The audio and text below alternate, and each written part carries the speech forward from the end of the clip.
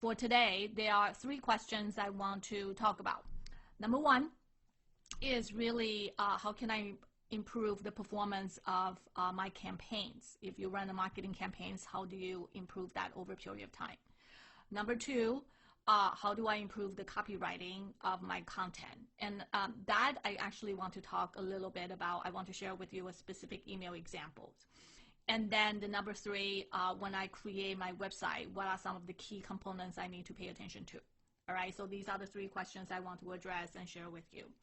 Even if you are not doing any of these jobs, I strongly suggest that you listen and just try to understand how your other marketing peers think and address those questions. Over a period of time, I think it's very important for all of us to be a more integrated, a more holistic thinker.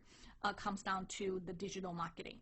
The digital marketing requires you understand many aspects, you know, of the marketing. In the past, you can probably focus on one specific scope and know that very, very well, but that's still very important. But it's very important for you to understand how the other marketing functions work.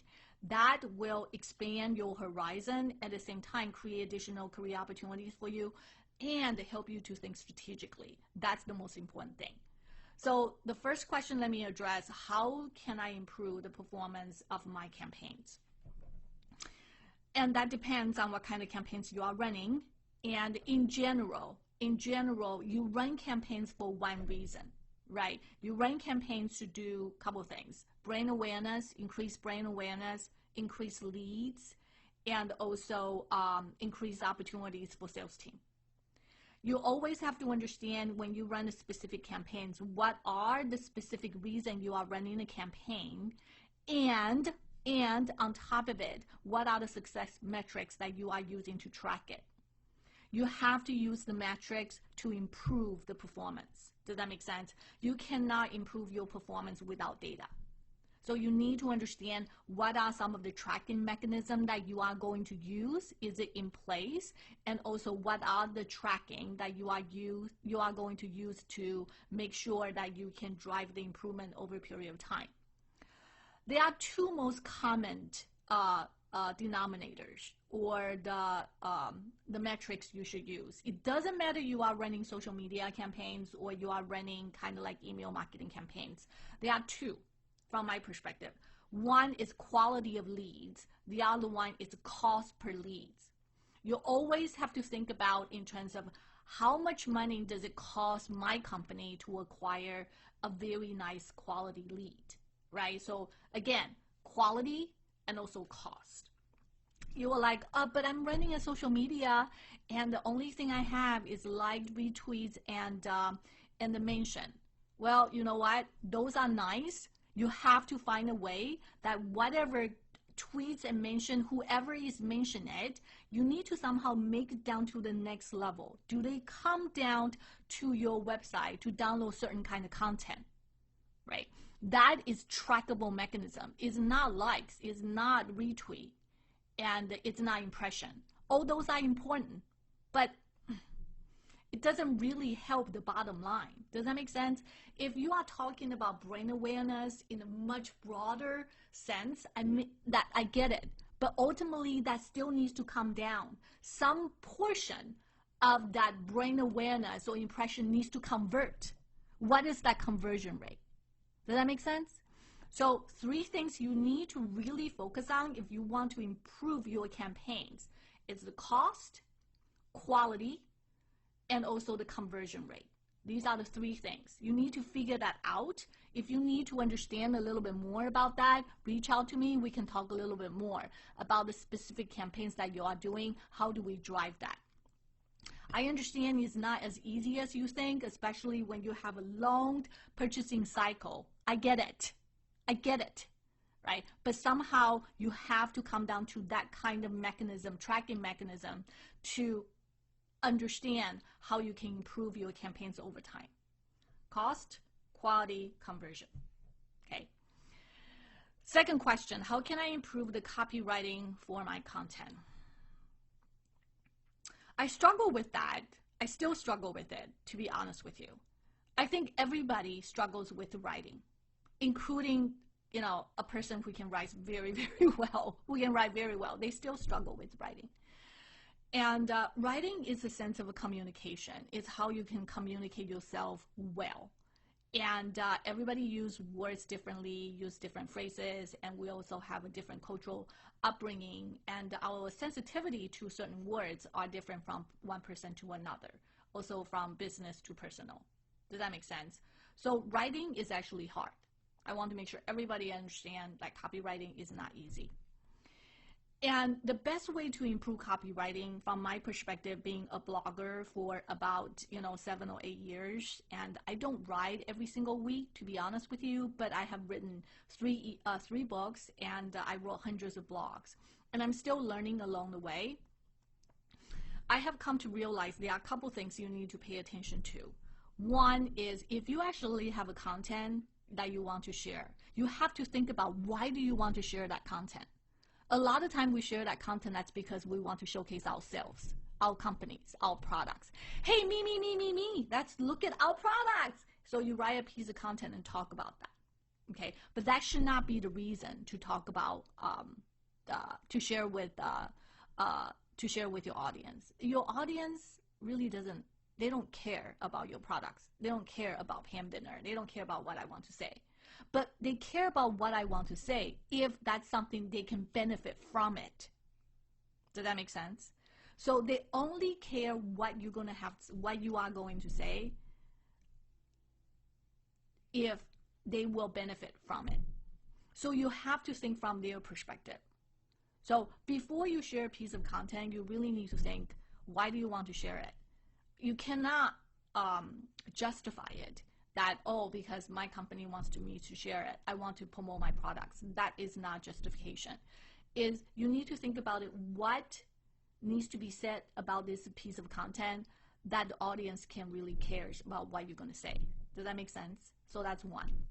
And the second thing is, after you did your copywriting, at the end, what is the call to action? What are the specific call to action you want a person to do? You need to be very specific about that. So what I'm going to do is I am going to share an email I wrote for Post Beyond. Can I share my screen at all?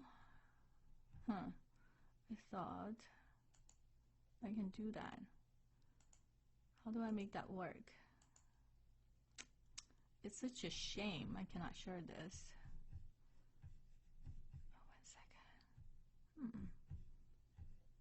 The live screen got disabled. I wonder why. That is too bad.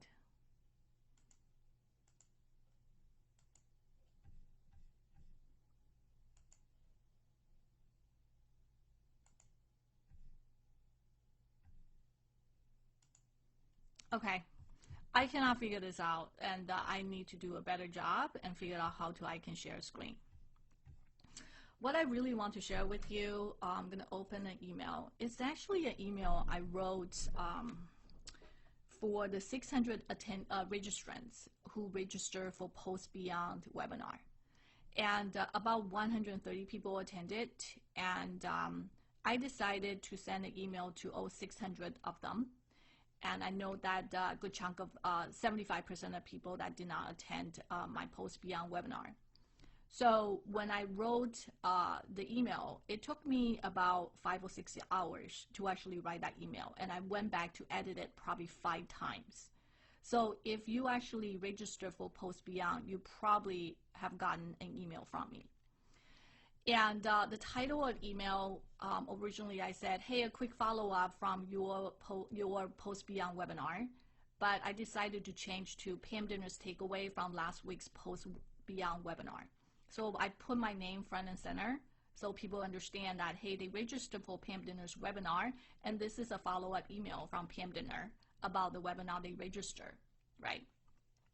Then immediately I say, hey, if you attended Post Beyond webinar, thank you. So I started with that, and then I basically said, and then the next one I said, I hope you learned some valuable insights.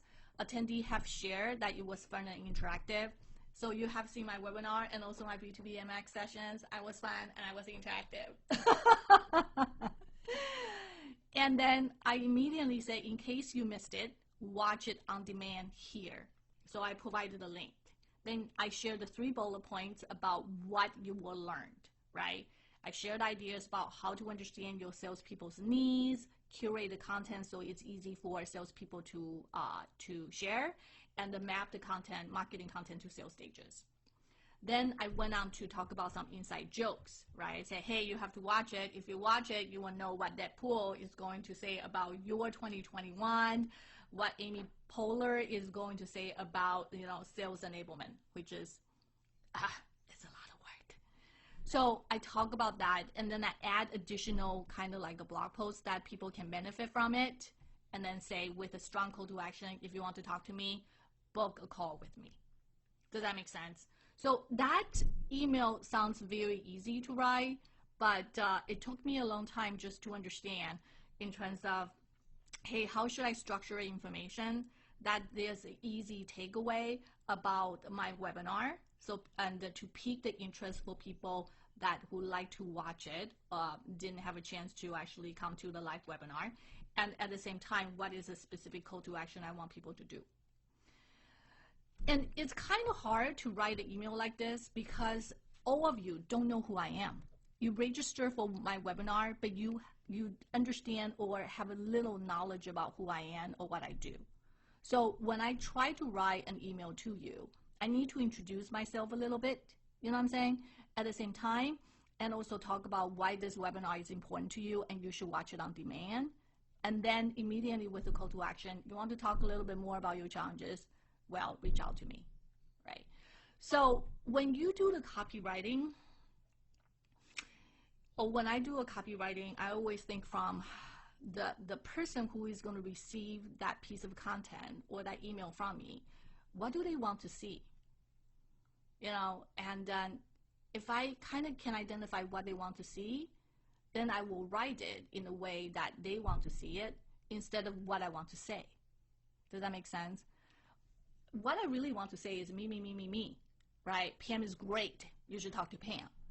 But really what needs to be done in terms of copywriting is you should turn that around and talk about some of the challenges that the audience encounter, and then explain it, why they have to watch the webinar.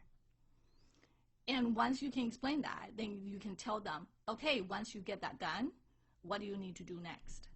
Does that make sense? So, like I said, took me about 5 to 6 hours to write one email, and I am not the only one drafting it. I also have my my social media manager, Eva, revise it, and I also have Lisa edit it as well. On top of it, my IT person that actually put this on Zoho platform to send it out to all of you, he also provided some feedback in terms of the copy that I need to change. So it was actually a teamwork. If you are writing any kind of content pieces, it's great to get other people's feedback and get their sense in terms of what's the best way to say it about certain thing. I will say certain thing, but Lisa and Eva was like, I don't know what you're talking about. You need to say it a little bit differently. And trust me, the whole process can be incredibly frustrating, but at the end, I really like the email I send out, okay? And what I come to realize is also you need to like what you send out. If you do any kind of marketing campaigns, you need to be able to like your creative. You need to be able to like your writing. I know in the B2B enterprises, a lot of things is not necessarily in your control, but within your control, just make sure that you do the best you can and provide the copywriting that's necessary to make it successful. I understand a lot of time when it's approved by legal, it changed completely. I get it. But do the best you can with what you have, okay? All right, the last question is really, when creating my website, what are some of the key components I should keep in mind? So I changed my website 5 times in 6 years. I'm not kidding. I spent so much time on website, you will not believe it. The most important thing is not copywriting, it's not the design, it's not the logo of your website or where to place your images. From my perspective, the most important elements of the website is a sitemap. You know, you have to understand, like, have to look into your website and determine what are the information you want to share. Kind of identify all the bits and pieces of the information that you want to share and put that out there in a big board. And then you can think through in terms of how you can organize the information in the right category so that people can actually find them. When Google was founded, I think the founders was actually thinking from the perspective how they can organize the world's information. And that's why they create a search algorithm. Like, you know what, it's not just like help people search, but try to organize the information. Have you noticed a lot of things that Google does is really organizing information so that people can find it? So the same thing applies to your website. What are the bits and pieces and all the pieces of information that you can have? Can you put it out somewhere in a big board? And then try to understand what are the information that you want to share with others or what people probably interested in finding. Once you have all that information, then you can categorize it. To me, classification of information is the most important things when you create your website. Once you actually have your sitemap and classification of information completed, right, that's where the nav bar is, navigation bar, then you can determine in terms of what are some of the design elements that you want to use, what are the copywritings, what are the images, where the layout should be. So the key components, again, think about your website, not from design's perspective, but from how you want to organize your information.